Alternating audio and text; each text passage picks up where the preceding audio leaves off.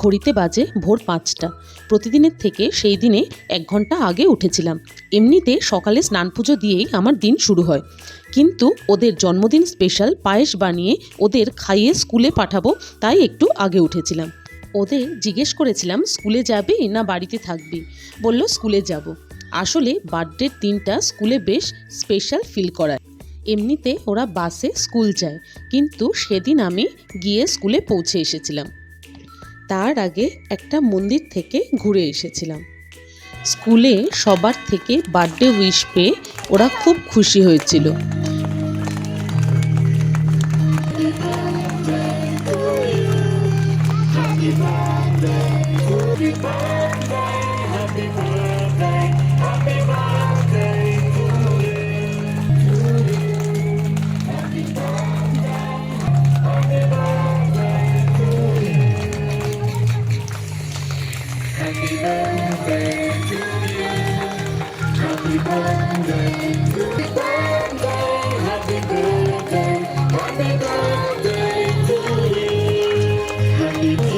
Birthday উপলক্ষে ওরা সবাইকে বাদাম চিক্কি দিয়েছিল।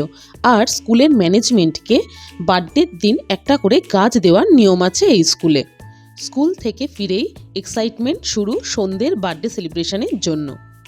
সন্ধেবেলায় বার্থডে সেলিব্রেশনের জন্য পৌঁছে গেছিলাম বাহুবলী রেস্টুরেন্টে।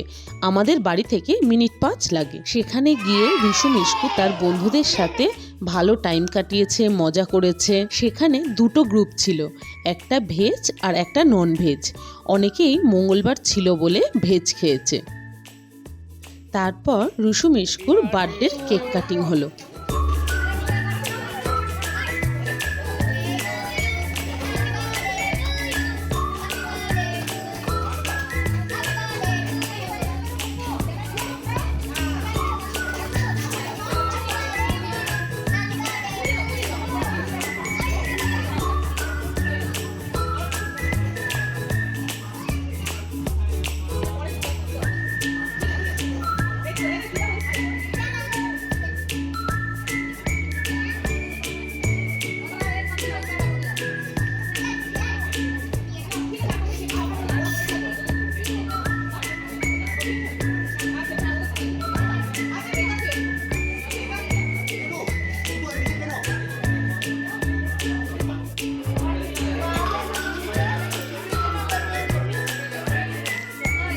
সব মিলিয়ে ভালো সময় কাটিয়ে আমরা সবাই বাড়ি ফিরে এলাম।